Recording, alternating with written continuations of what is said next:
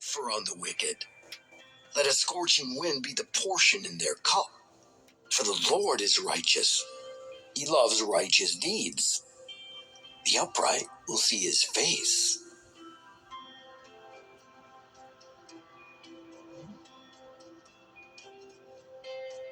Proverbs 3:11 and 12.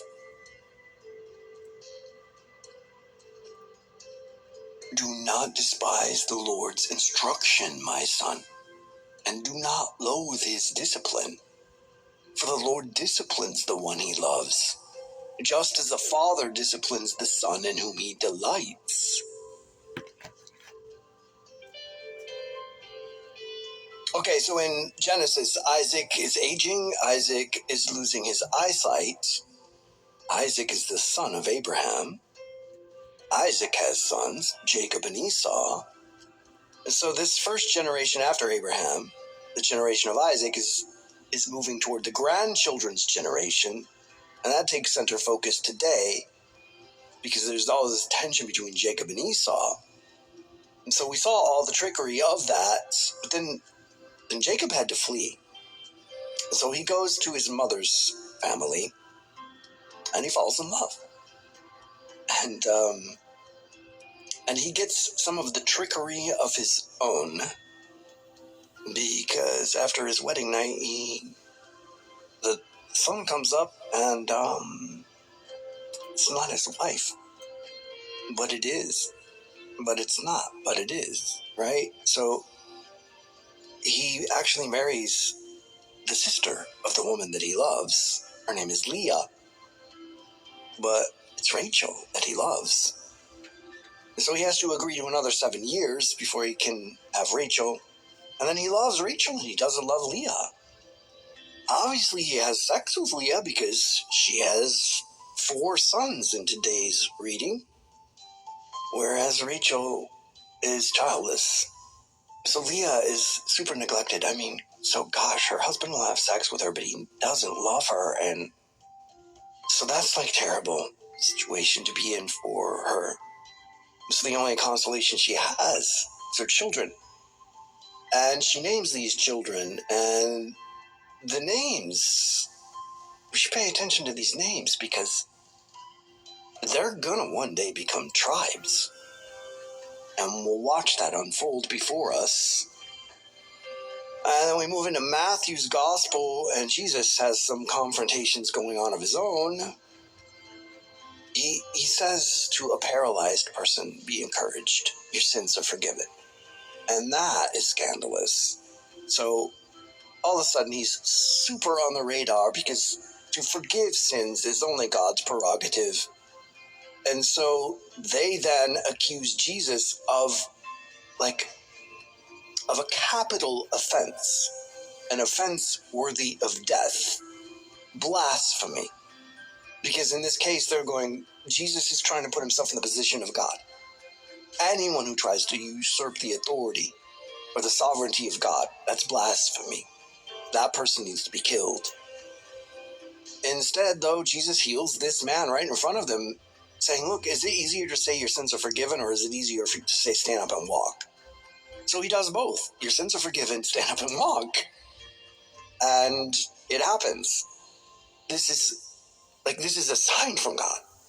And so everybody who's watching this should go like, okay, that's not blasphemy. God just did a miracle. God wouldn't do a miracle and heal this person if this were an unrighteous blasphemer. But the religious leaders respond like he can cast out demons by the power of demons. Like he has this power from the power of the devil, which is blasphemy, right, against Jesus. So we got a lot of twisted stuff going on here. And if we step back, man, we can get twisted up in the same, and do get twisted up in the same ways, whether it be theologically or just our understanding. It's very easily that we can find ourselves cursing something that God is doing, thinking that we're defending God as if he needs a defender. But this kind of behavior is going to get Jesus killed in the end.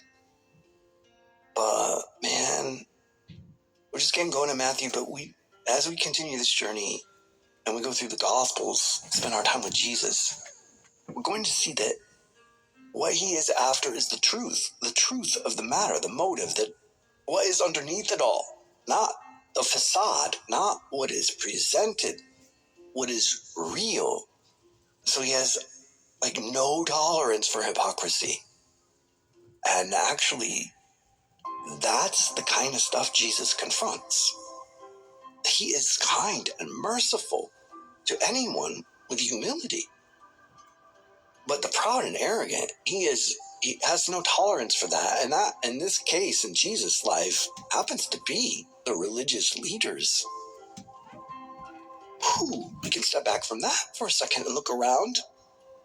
And just, there are humble leaders and there are really arrogant, proud leaders. And yeah, they exist. They still exist. Hypocrisy of this nature still exists. But if we look at Jesus, we watch him enter into a person's story and see them, and actually see them. See how they're faking and then call out the truth, which is that can seem confrontational, or it can seem like an invitation to freedom, to come clean, to be true. Jesus was completely willing to stand in the face of power to get to the heart of a person. And so after he heals this paralyzed man, he meets this man named Matthew, who's a tax collector, whose gospel we are reading. The people of Israel hated Matthew because he was a tax collector. The way that this worked in the first century, this is the Roman Empire. So the taxes being collected are on behalf of the empire, as well as any kind of other local taxes, or even temple taxes. But Matthew is collecting for the empire. And the way that he got that job, basically, wealthy people somewhere could negotiate and buy rights to be tax collectors on behalf of the empire.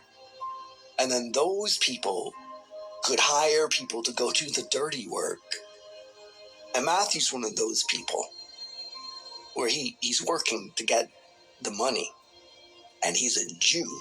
He's a Hebrew.